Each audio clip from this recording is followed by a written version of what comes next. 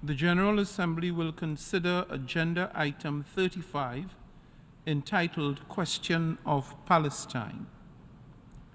Under this item, the Assembly has before it the report of the Committee on the Exercise of the Inalienable Rights of the Palestinian People, circulated in document A/78/35, and a note by the Secretary General circulated in document A/78/303.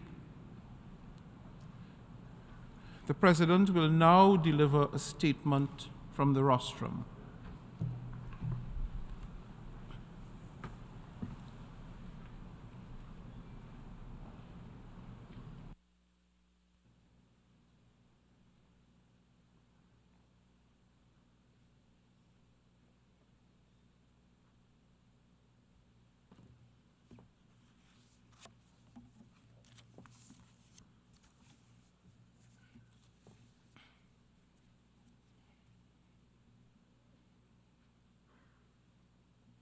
Honourable Ministers,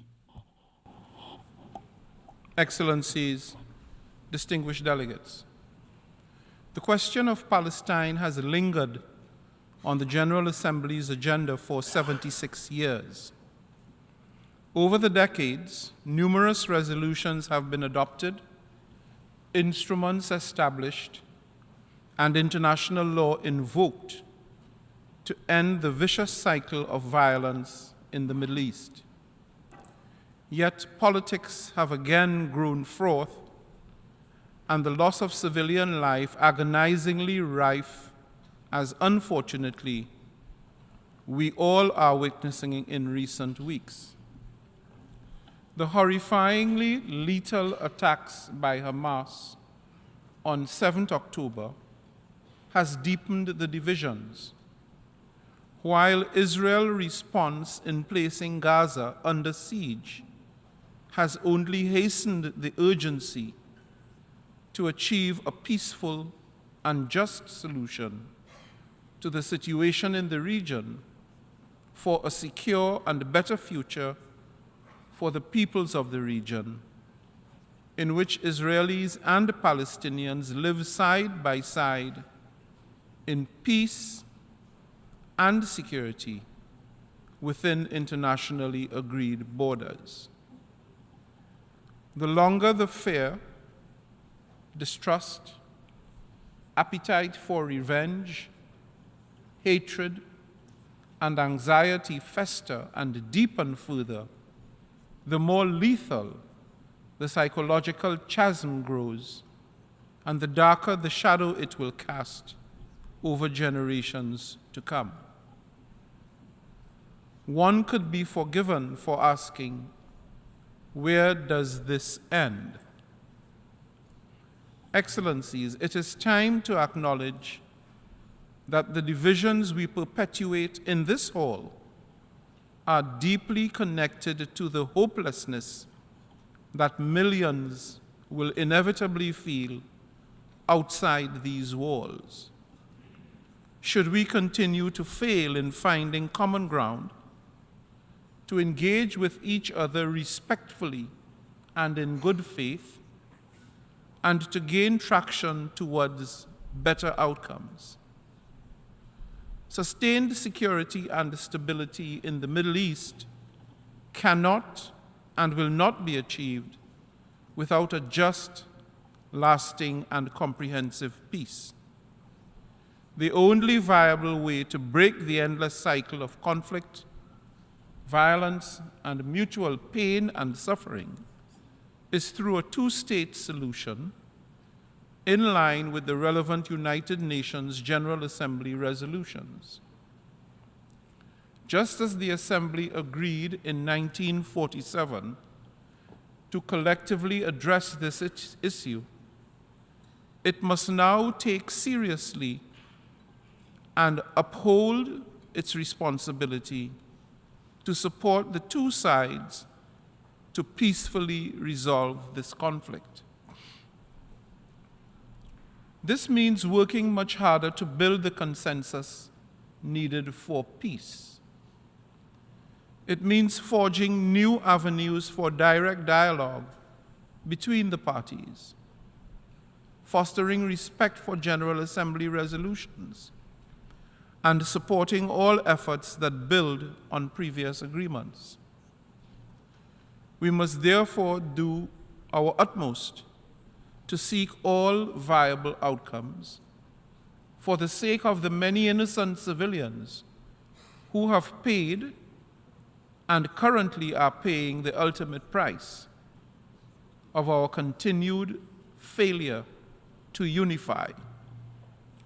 At all costs, we must do our part to avert any regional conflagration.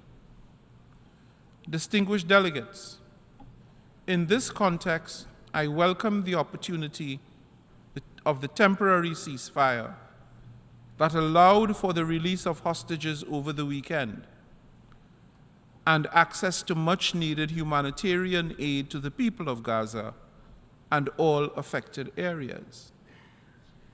I share the deep relief this must bring to the affected and their families. This agreement offered a breakthrough for hope, but it is not nearly enough. I strongly call, yet again, for the humane treatment and immediate unconditional release of all hostages. I reiterate my call for a longer-term humanitarian ceasefire so food, water, and desperately needed medical aid can reach all those in need in the Gaza Strip and all affected areas.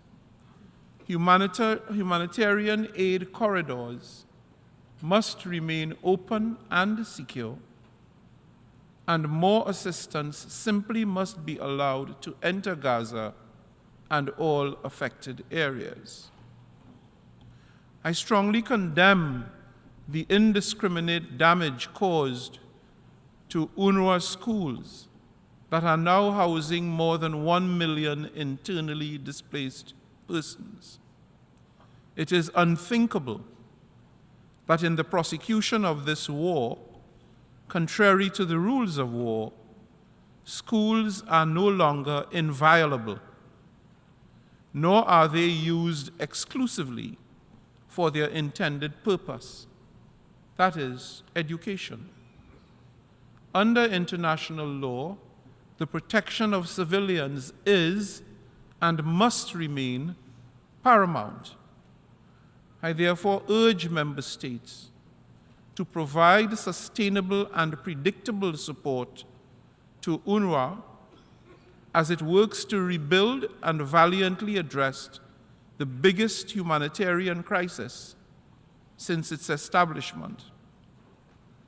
And I reiterate my solemn tribute to all brave UNRWA staff and other humanitarian workers who gave their lives trying to attenuate massive human suffering in the search for lasting peace.